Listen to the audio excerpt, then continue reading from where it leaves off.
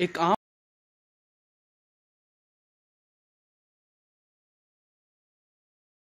स्वास्थ्य और शिक्षा का ध्यान रख सके। नॉर्मली लोगों की यही एक्सपेक्टेशंस होती है अपने सीएम या पीएम से। लेकिन इन सबसे जो महत्वपूर्ण मुद्दा हर नागरिक चाहता है वो है गुंडागर्दी से छुटकारा। और ये मुद्दा सबसे जरूरी क्यों है ये भी मैं आपको बताता हूं।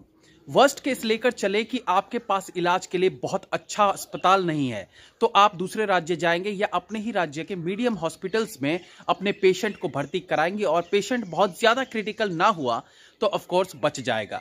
ये सबसे वर्स्ट कंडीशन बता रहा हूं जहां सरकार ने एक भी हॉस्पिटल ही ना खोला हो, और ऐसा है नहीं। सेकेंडली, रोजगार। आज इंटरनेट का जमाना है और यदि आप पढ़े लिखे नहीं हैं और चाह रहे हैं कि हमें डिस्ट्रिक्ट कलेक्टर बना दिया जाए तो ये संभव नहीं है। इसलिए सबसे पहले दिमाग से केवल सरकारी नौकरी मतलब रोजगार का भूत निकालना जरूरी है। और अगर आप पढ़े लिखे होने के बावजूद नौकरी नहीं पा रहे हैं तो स्वरोजगार यानी अपना छोटा मोटा बिजनेस या इवन ऑनलाइन भी कई तरीकों से कमाई करके अपना जीवन यापन कर सकते हैं। अब फिर वर्स्ट कंडीशन की बात करते हैं। एक भी नौकरी नहीं है, सब लोग बेरोजगार है, तो भी इस कंडीशन में भी मजदूरी करके खेती करके एक इंसान अपना पेट पाल सकता है। वर्स्ट कंडीशन होगी तो आप शिक्षा ग्रहण नहीं कर पाएंगे, मतलब बुरी से बुरी स्थिति में यही सब तो हो सकता है। इन सब के बाद भी इंसान जिंदा जरूर रहेगा, एक आम सी जिंदगी तो बिता ही लेगा। लेकिन गुंडागर्दी अगर होती है तो क्या होता है? आपका रोजगार, आपकी शिक्षा, स्वास्थ्य के प्रति जो लालसा होगी वो सेकंड भर में खत्म। यानी एक रोज आप घर से निकले और वापस ही नहीं आए तो क्या हो। कहने का मतलब है कि इन सब चीजों से पहले जो सबसे ज्यादा जरूरी चीज है वो है इंसान का जिंदा रहना। जिंदा रहेंगे तभी शिक्षा और रोजगार और बाकी मुद्दों पर बहस कर पाएंगे। और जिंदा रहने के लिए, सेफ रहने के लिए जरूरी है कि आपके प्रदेश से गुंडागर्दी खत्म हो, आप खुल के सांस ले सके। समाजवादी पार्टी शासन काल में सब जानते हैं कि किस प्रकार से गुंडे खुलेआम लोगों को मारते आ रहे हैं।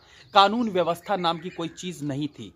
व्यापारियों से लेकर दूसरे प्रोफेशन के लोग डर के साए में जीने को मजबूर थे। बिहार में लालू यादव के जंगल राज से कम माहौल यूपी में समाजवादी पार्टी के शासन में नहीं था। लेकिन पिछले 5 सालों में जो बदलाव आया है, खासतौर से गुंडागर्दी के मामले में, उस बात को इवन योगी जी के विरोधी भी जरूर मानेंगे। आज अगर आप एक जगह से दूसरी जगह बिना किसी डर के जा पा रहे हैं, इस दुनिया में सरवाइव कर पा रहे हैं, तो इसका कारण है अपराधियों पर लगाम कसा जाना, समय रहते दंगों पर काबू पा लेना, जिससे कि न केवल जान बल्कि सरकारी संपत्तियों को भी नुकसान से बचाया जाए। जब दिल्ली के छात्रों ने सीएए को लेकर दंगे शुरू किए तो आप सब ने देखा कि उसके कारण न केवल दिल्ली जली बल्कि पूरी दुनिया में देश का नाम खराब हुआ था। लेकिन उस वक्त भी दिल्ली के सीएम साहब असहाय बने, सब तमाशा देखते रहे, बल्कि कई मौकों पर तो वो साफ साफ उन दंगाइयों का सपोर्ट भी करते दिखे। जामिया मिलिया में सीए के विरोध में कुछ छात्र सड़क पर उतरकर दंगा फैला रहे थे और दंगों की ये आग जा पहुंची यूपी के एएमयू यानी अलीगढ़ मुस्लिम यूनिवर्सिटी में। यहाँ हॉस्टल में करीब 25,000 छात्र रहते थे और छात्रों के एक संगठन ने बाकी छात्रों को बरगलाकर दंगे भड़काने की योजना बनाई। तय हुआ कि रात में तख्तियां आदि लेकर सभी छात्र अपने कैंपस से बाहर निकलकर शहर में जाएंगे और सीएए का विरोध करेंगे। और ये तो अपेक्षित था कि इनमें बहुत से छात्र ऐसे थे जिनका मकसद दंगा भड़काना था, शहर को जला डालना था। इस पूरी योजना की जानकारी प्रशासन को लग गई थी और योगी जी ने डिसाइड किया कि वो स्वयं इस पर नजर रखकर इसे हैंडल करेंगे। उन्होंने दिन में ही सबसे पहले अलीगढ़ के कमिश्नर से बात करके पूरे कैंपस को पुलिस घेरे में लेने का आदेश दे दिया। इसके बाद शाम हुई तो हाथ में तख्तियां और मशाल लिए छात्रों का बड़ा हुजूम कैंपस से बाहर आने को हुआ। योगी जी ने कमिश्नर के द्वारा अनाउंसमेंट करवाया कि कृपया करके सभी छात्र अपने अपने कमरों में चले जाएं, अन्यथा उनके खिलाफ कार्यवाही की जाएगी।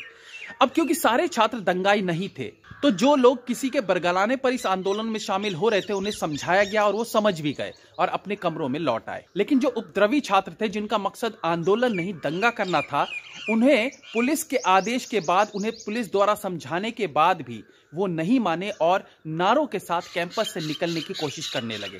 लेकिन वो बेचारे तो भूल ही गए थे कि यहाँ केजरीवाल सरकार नहीं बल्कि खुद योगी जी बैठे हैं। यहाँ गुंडागर्दी के लिए कोई जगह नहीं है। योगी जी के रुद्र रूप से अनजान ये दंगाई जब कैंपस से बाहर आने को थे कि तभी योगी जी ने आदेश दिया और उन दंगाइयों की जो खातिरदारी पुलिस ने शुरू की उसकी पीड़ा केवल वो छात्र ही जानते होंगे। उनकी तसल्ली बख्श मरम्मत किए जाने के बाद सुबह सुबह 3 ट्रेन का इंतजाम किया गया जिनमें इन दंगाई छात्रों को बिठाकर इनके घरों को रवाना कर दिया गया। सुबह तक किसी को कानो कान खबर नहीं हुई कि उस रात कैसे इस पूरे शहर को जलने से बचा लिया गया।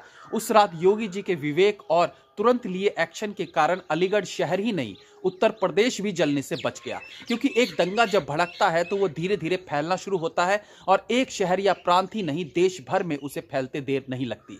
अब ये आपको तय करना है कि आप किस सीएम के छत्रछाया में रहना चाहते हैं, वो जो दंगाइयों के साथ है या वो जो दंगाइयों और गुंडों के लिए काल है। सोच समझकर अपने कीमती वोट का प्रयोग करें। जय हिंद, वंदे मातरम।